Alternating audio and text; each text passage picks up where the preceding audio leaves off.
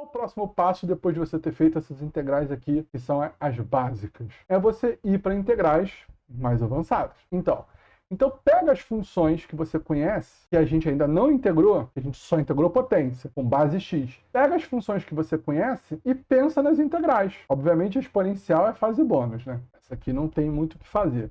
Mas se fosse exponencial com outra base, o que aconteceria? Como é que é a derivada com outra base? É a própria função, né? Vezes quem? Vezes quem? Alguém lembra? Então mudar a base aqui, como é que dá a derivada? Boa!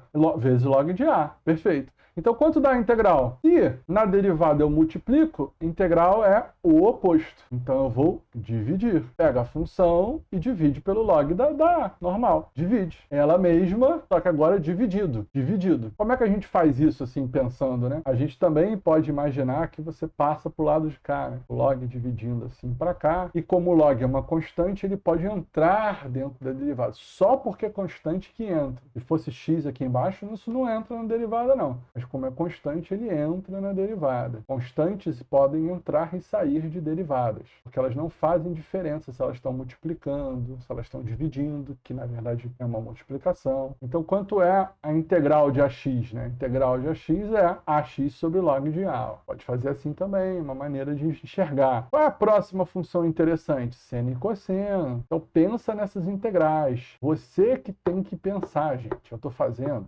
Quem tem que ficar pensando e criando o cenário, e aqui mudando, em vez de ser seno de A, seno de X, e se for seno de 2x?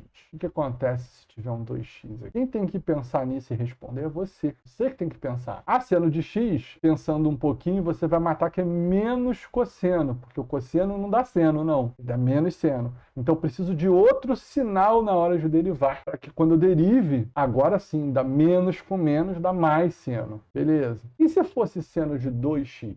Agora você tem que começar a pensar, cara, o que mudaria? O que mudaria se fosse seno de 2x? Porque a integral do seno é menos cosseno. Ó. Vou fazer para todo mundo ver. Ó. A integral do seno é menos cosseno, porque o menos sai, eu vou derivar apenas o cosseno, a derivada do cosseno é menos seno, então vai dar 2 menos agora. Vai dar o menos que já estava e um menos da derivada do seno, do cosseno, e portanto vai dar o seno que eu tenho aqui dentro, certinho. O que muda se for seno de 2x? Ué, deixa eu pensar. Como é que é a derivada do menos cosseno de 2x? O que muda quando eu derivo alguma coisa? Esquece o 2x. O que muda quando eu derivo menos cosseno de 2x? Será que não tem? Perfeito. Você vai ter a derivada do que está dentro no final. Primeiro o menos sai, aí você vai derivar o menos o cosseno e depois no final multiplicar por 2, que é a derivada do 2x. Então, na verdade, isso já vai dar praticamente a resposta, né? A derivada do menos cosseno praticamente dá seno. Dá praticamente a resposta.